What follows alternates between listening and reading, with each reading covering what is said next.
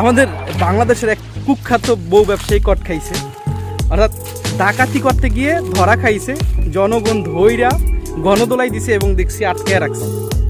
আপনি একটু চিন্তা করেন, এই কুখ্যাত বউ ব্যবসায়ী, তার মোটামুটি ভালো টাকা পয়সা আছে, একটা বাড়ি করেছে এবং কিছুদিন আগেও জানি যে একটা পার্লার দিছে। এত টাকা পয়সা থাকা সত্ত্বেও, যদিও নেটিজেনরা অনেকে দাবি করে তার হয়তো এই টাকা পয়সা, এত টাকা পয়সার উৎস মনে হয় এই ডাকাতি করে হয়তো এত টাকা পয়সা ইনকাম করেছে। যদি আমি এর সাথে একমত না, কারণ তারা একজন সফল বউ ব্যবসায়ী, তারা বউ ব্যবসায় সফল মোটামুটি।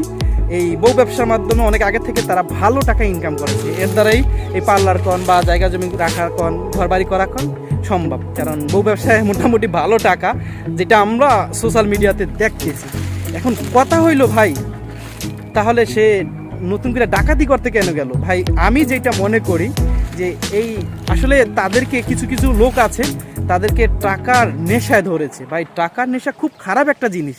টাকার নেশায় যাকে ধরবে তাকে বেইজ্জতি কইরা ছাড়বে, কারণ তার ভিতরে টাকার নেশা ঢুইকা গেছে।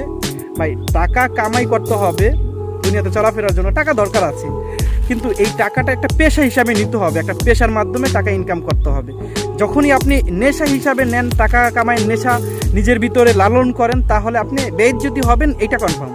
আর কি বলবো, আমি তো ভুলেই গেছি যে এদের কোনো মান নাই, এরা যে অপমান হবে বা অপমান ফিল করবে।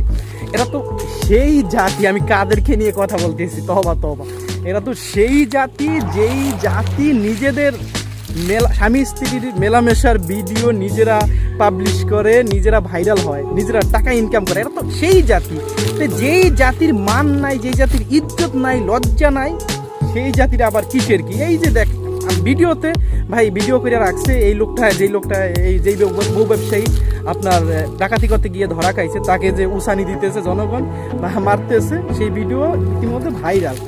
তো এমনভাবে অপমান হওয়ার পর যাদের একটু হইলেও ইজ্জত আছে বা আপনার ব্যক্তিত্ব আছে, তারা মুখ দেখানোর মতো অবস্থা থাকতো না। কিন্তু এরা দেখবেন কিছুদিন পরেই আবার অন্য পন্থা বাইসা নিবে বা অন্য পন্থা অবলম্বন করবে ভাইরাল হওয়ার জন্য।